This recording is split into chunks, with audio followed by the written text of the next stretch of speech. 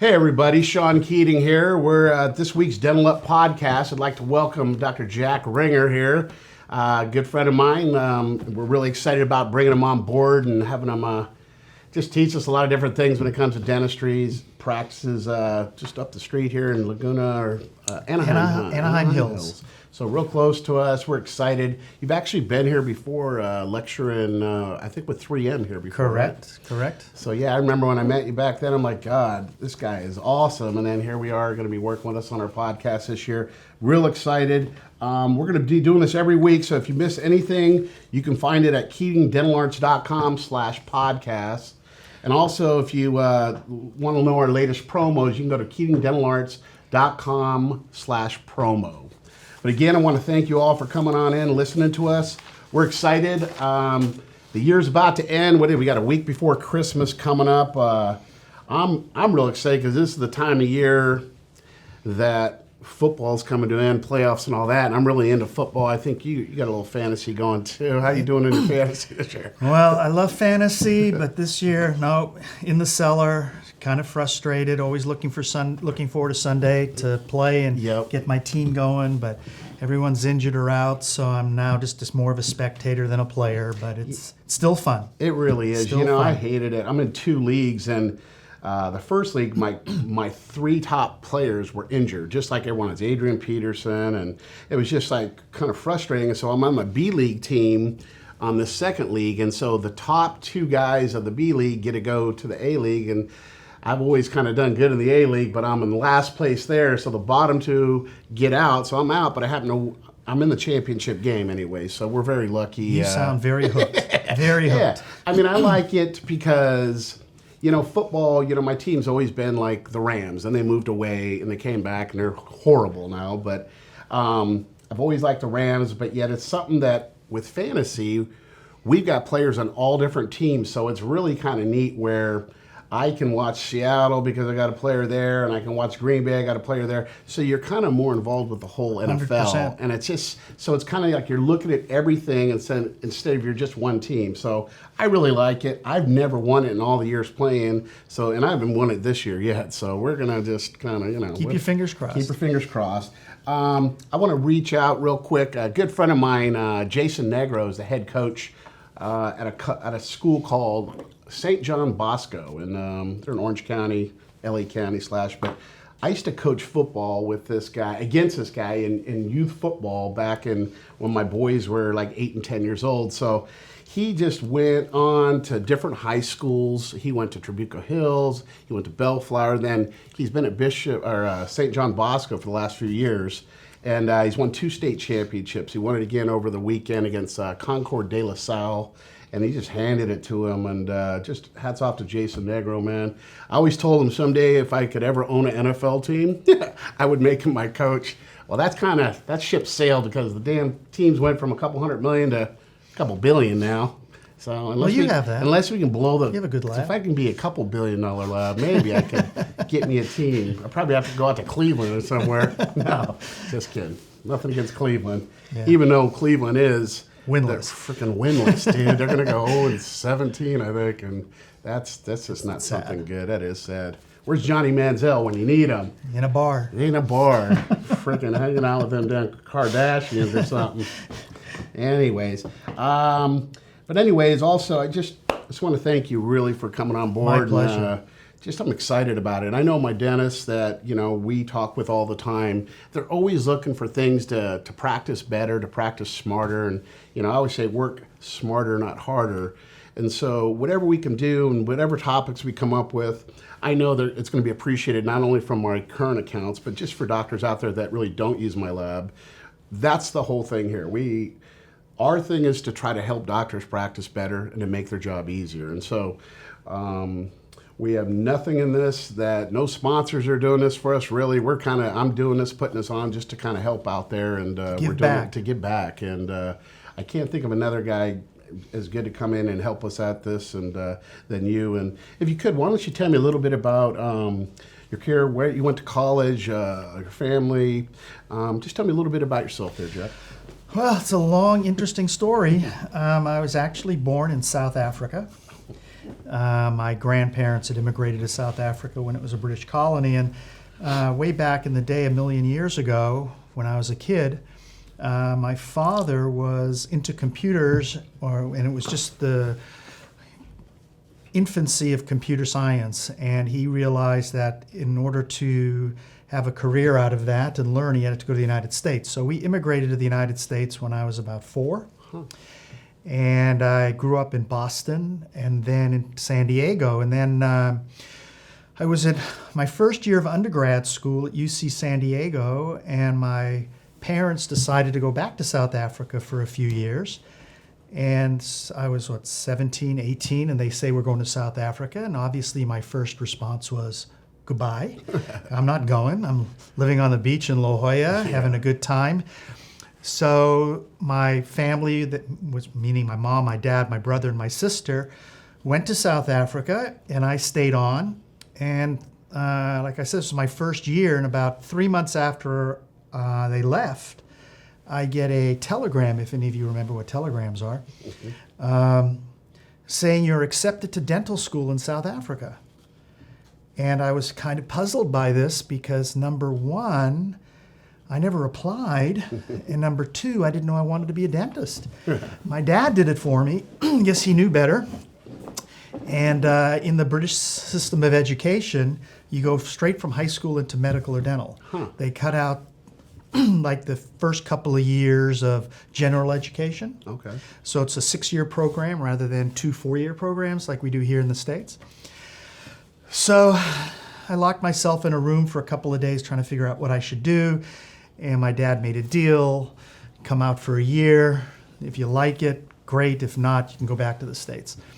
So I went to South Africa, and I didn't really like it that much, but I met a girl.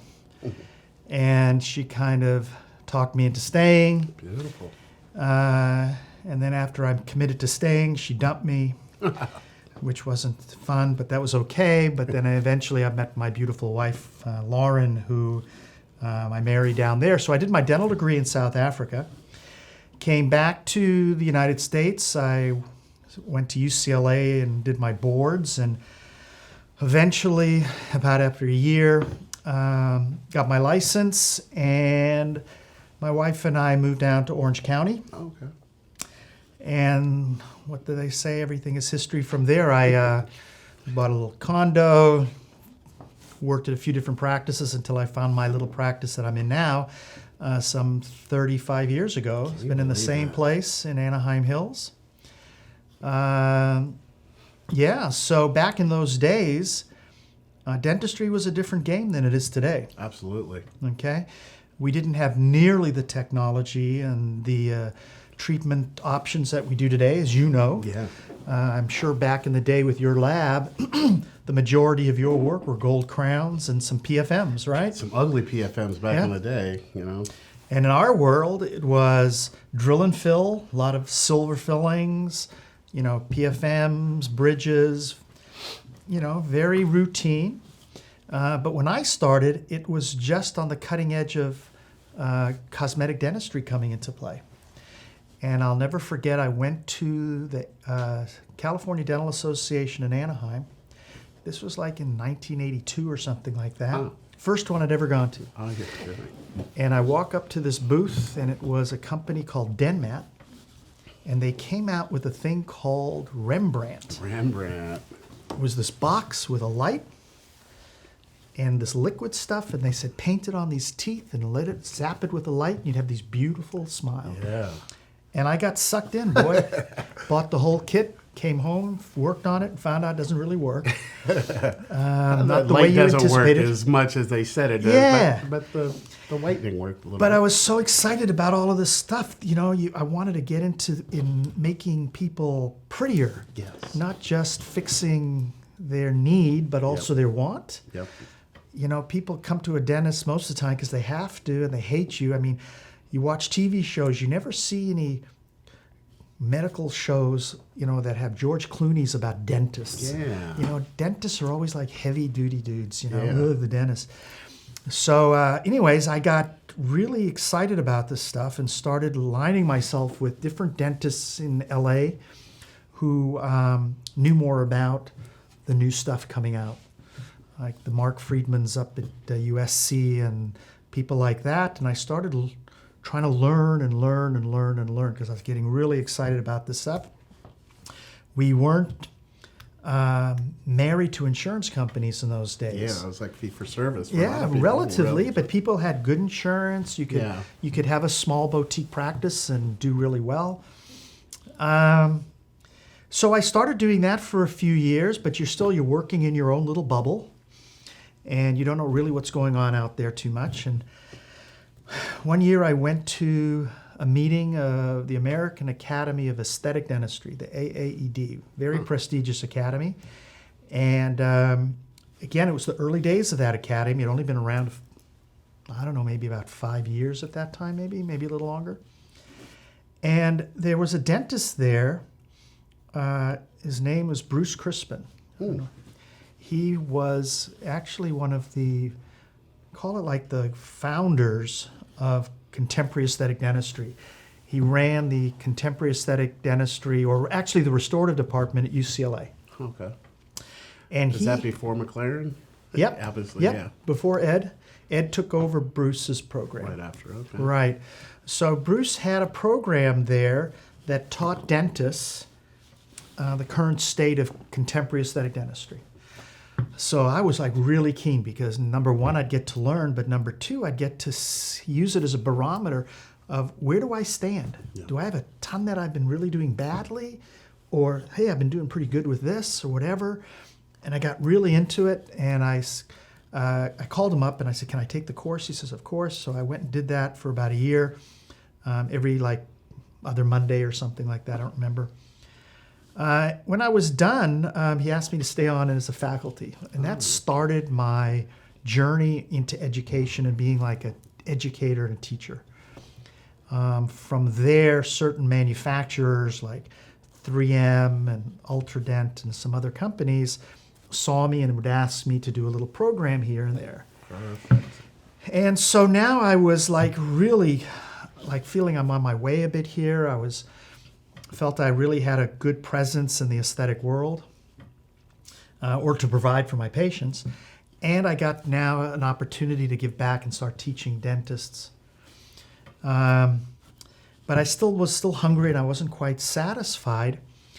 And then I got involved with the American Academy of Cosmetic Dentistry, the AACD, which is the largest organization in the world that focuses on contemporary aesthetic dentistry.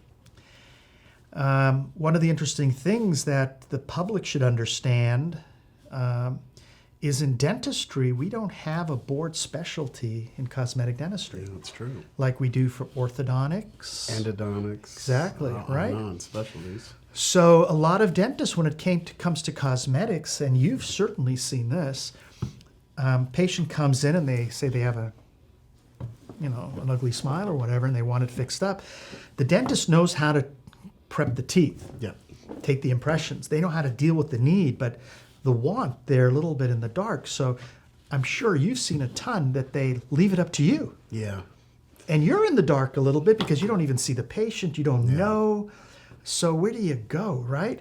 So kind of like the Wild Wild West a little bit. Sure. Back then it was prosthodontists. Oh, if you were a prosthodontist, but they knew all the nuts and bolts. But I know a lot of prosthodontists that I wouldn't send my lawn guy to. Well, if you remember back in 1983, about porcelain veneers came about. And it took many years before the prost groups accepted them as being viable. They thought it was bogus therapy. And today it is, one of the most bulletproof, beautiful therapies we can do on patients. Yeah. So back to the AACD, they developed many years ago a credentialing process, which is really the only legitimate credential out there that will give both dentists and the public a reference or a guide that this dentist is here at that caliber of providing cosmetic dentistry. So it really is tough. How many is there? Just a couple hundred dentists, I heard, or a couple. Well, the AACD has been around for 32 years now. Okay. And the credentialing process started, say, 30 years ago. And in that whole 30 years, there's only been about 450 dentists in the world that have been given accreditation. Can you believe that? And I don't think it's not because the process is that daunting. It's because it's not a recognized specialty by the ADA. Yeah. A lot of dentists say, well, why should I do it? Yeah. But what they don't understand is that people are becoming more savvy now. Yep. And they're looking for dentists that have some type of credential. Absolutely. So they're going online now, and they're going to the AACD website, which is the most popular website in the world for people searching cosmetic dentistry. Oh, is it really? Oh, yeah. I didn't know that. #1 hit site. And they have on their website a section for patients to search for dentists. For your area. Put in your zip code and it'll say Right. if there's somebody in your area. And for you that guys, matches it. labs. Yep. So they started from the highest credential down. So they have even a level above accreditation called fellowship. Oh, okay. And How many fellowship dudes are there? there have only been, including labs, and the most recent one is me. You're a fellow? Yeah, I just got mine last month. Sitting here with a fellow at the Yeah. AACD. And they're now, I think I'm the 72nd, Can you maybe, believe that? including labs. And there's only 8 labs, I think, in the world that have done it. Yeah, and we're going through the process I know with you a are. little bit of help, and That's We great. got a couple of our technicians, senior technicians, that are going to try to get this, and it's going to be a little bit of it's going to be work for us. But I'm confident. Totally but worth it. It's a lot of commitment. But weren't you also the president of the AACD too? Weren't you? Yeah, so that's also a little recently, interesting like, story. yeah. Last couple of years, yeah. So, when I was doing all my education and teaching, and talking for different companies and working at UCLA, and then I did a program at Loma Linda I was teaching at, and now I'm out at Speer Education in Scottsdale. Awesome. When I got involved with the AACD, they look for volunteers. They have different boards. They have a board of directors, and they also have a board called the ABCD, the American Board of Cosmetic Dentistry, which deals with the credential. And I thought, this is exactly where I want to be. So I volunteered for that. And at the time I volunteered, they had kind of too many people who were in that position, and they needed somebody on the board of directors. So I said, okay, I'll go anywhere. So I got into the board of directors, and I stayed on that for a couple of years. I did my term. And then when my term was up, I then said, okay, now I want to go back to that original place I wanted to be, which was the American Board of Cosmetic Dentistry. So they put me on that. But after a few months, they came to me and they said, have you ever thought of running for vice president, being the president? And I said, well, I'd be more than happy to serve wherever I can.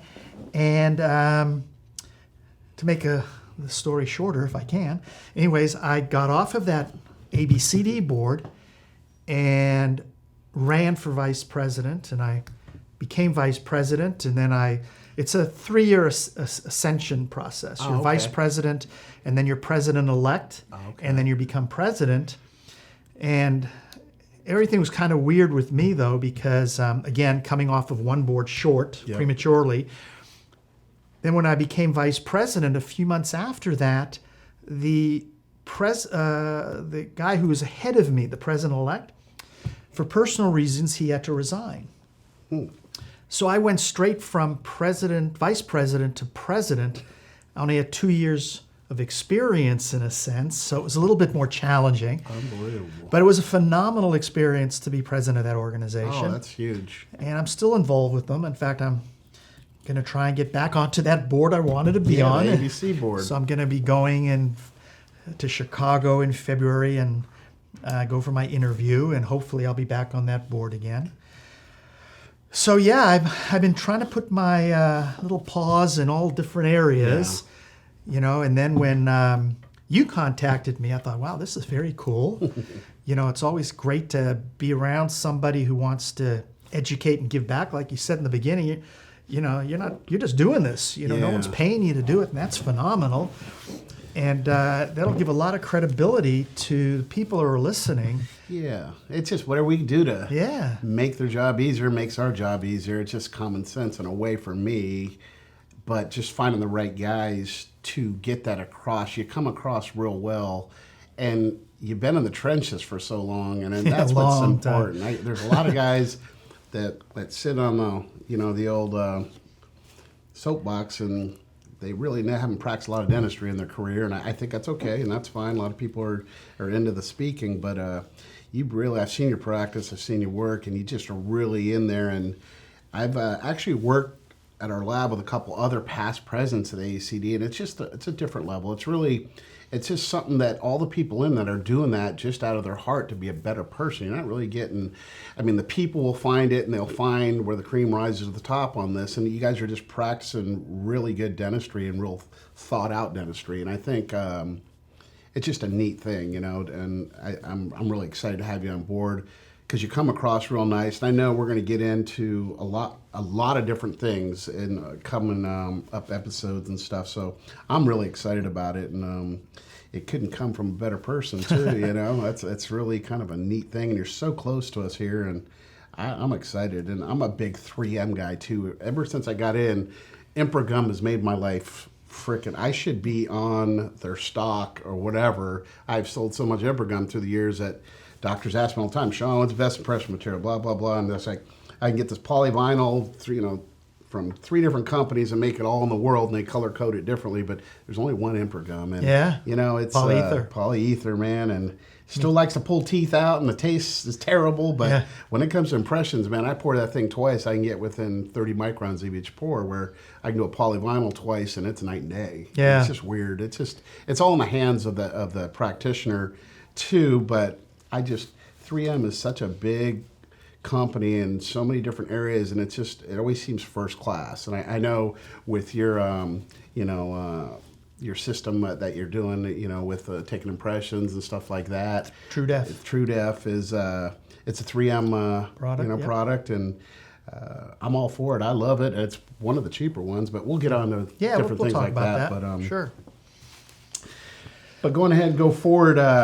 So the AACD president, and you're going to be still involved with it? I'm still involved all the time. I even started an affiliate for the AACD in Orange County called the Orange County Academy of Cosmetic Dentistry. Oh, okay.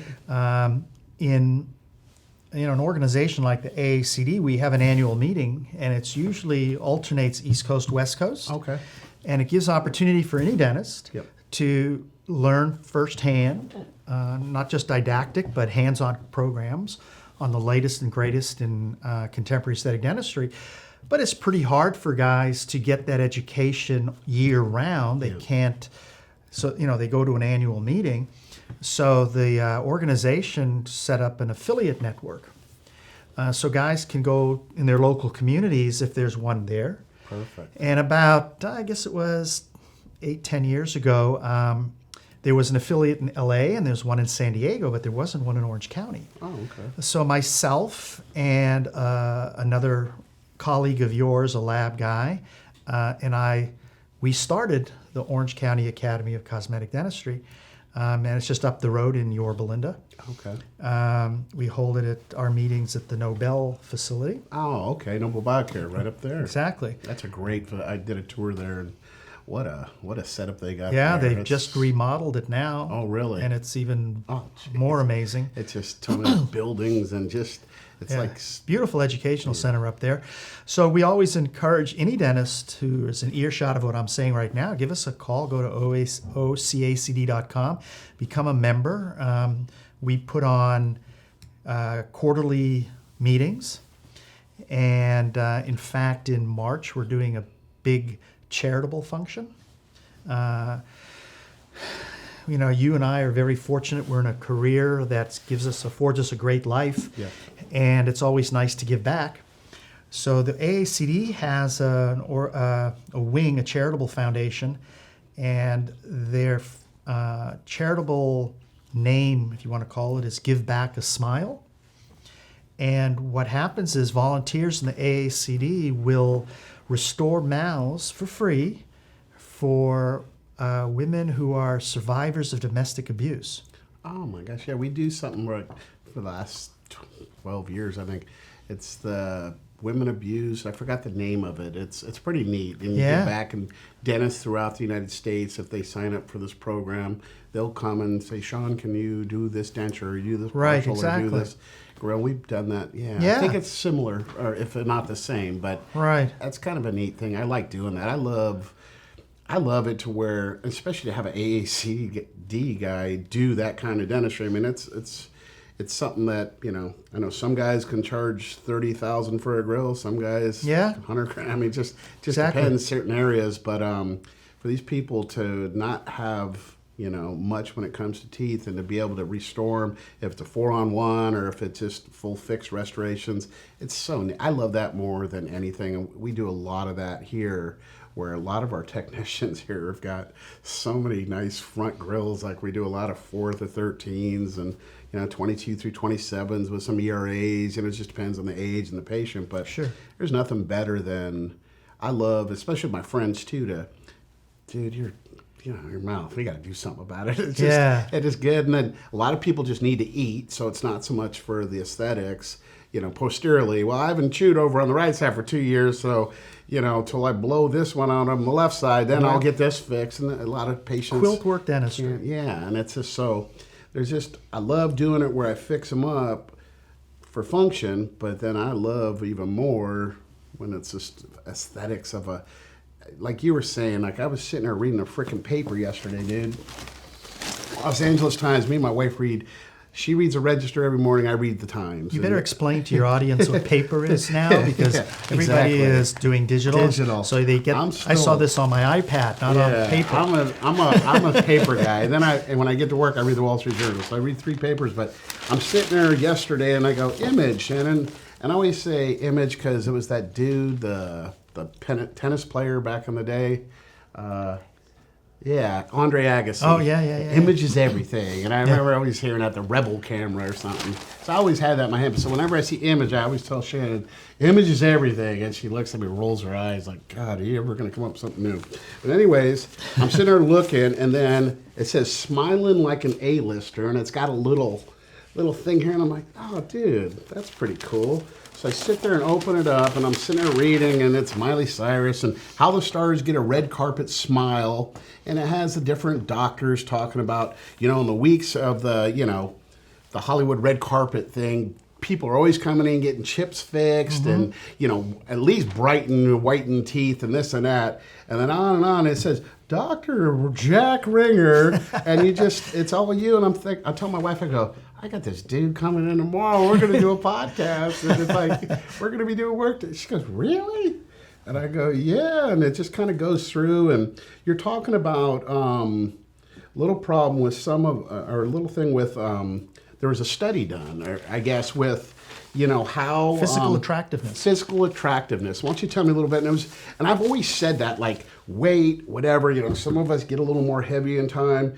But, if I got a good grill, I got natural teeth there, but it's just like, it's hard to, look at certain people. Sometimes for me, it's just because I make teeth, but teeth do make a difference, man. I mean, you could be the ugly duckling, the goose at the swan, not the swan on the lake, but if you have a good grill, it makes a difference. Sure and does. I don't know, but you were saying it's kind of like a little science thing they did or something, or something along. Yeah, there's been a lot of research done in the physical attractiveness phenomenon. It's been done for decades. And like you were saying, a person could be overweight or whatever. Have a big goiter up here on your chin or whatever. Yeah. That doesn't matter, but you got a good grill. Well, they wanted to understand that when you're saying that. So the researchers went and analyzed people from all over the world, different races, creeds, colors, sex, whatever, and wanted to define what is it on the human form that people find most important when they are determining physical attractiveness. So they did this research and they found out that it was the head. Okay?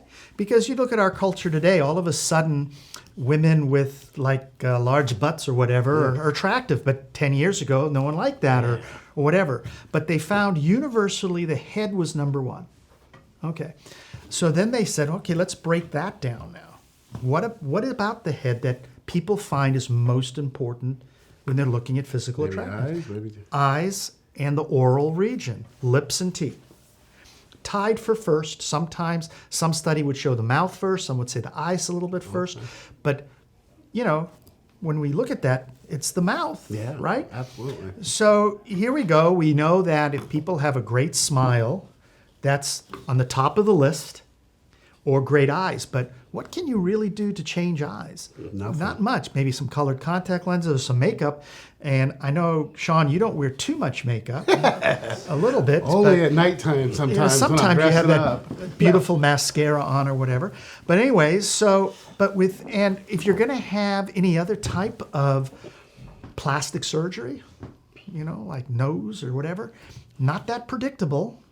You don't necessarily get what you anticipate. Yeah. But we do know with teeth. Teeth will If you make it a millimeter longer, it'll be a millimeter longer. If it's going to be X color, it'll be X color. So it can be very predictable. And with technology we have today, and if a dentist goes through the proper protocol of designing a smile, and there's a really easy ways for every dentist to be able to design beautiful smiles, you change lives, dude. And you work really with a great lab like yours, and you give them the information. Like we were talking earlier, like how a lot of dentists would send something to you and you made the aesthetic decisions. Well, if the dentist works in partnership with you it's just properly, so much better. yeah. So he sends you good pictures and designs and simulations and templates of what this patient envisions. Now you know, and you can start creating this. So that's that whole situation, because when we are fixing smiles today, it's not just about function. Yeah. So in dental school, dentists learn how to fix the need. Yep. Okay? And in those 4 years, here's something, a little interesting tidbit. What do you think the number one objective of a dental school is? To just wear down that student with enough theory that they're gonna, I don't know. What do you teach a lot of theory? I'm not sure. The number one thing is that when they graduate, they're not going to hurt somebody. Oh, okay. Everything else after that is like gravy. Yeah. And in 4 years, these guys, and I mean, I went through it. Everyone goes through it who goes to dental school.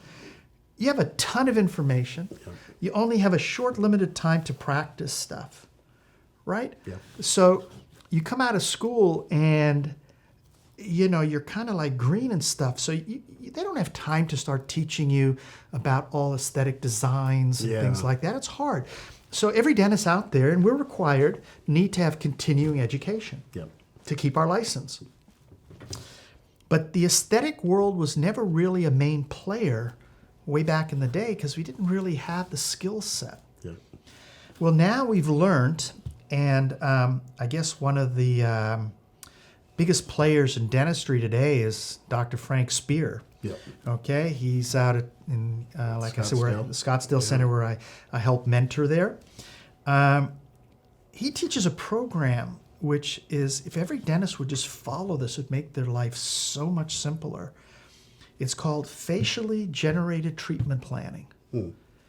Because when I was in dental school, what was the first thing that we learned to do, in a sense, clinically? We did dentures. Yeah. Because it taught us where teeth go and occlusion and midline, all of this type of stuff, right? All that stuff. And when we built them, where do you start setting up a denture? Where does it start? When you start putting those teeth, where are the front two teeth, right? Yep. Why don't dentists treat the mouth the same way? Yeah. If you have a patient come in and they've got this beat up mouth, a lot of dentists are going, oh my God, where do I start? What do I do?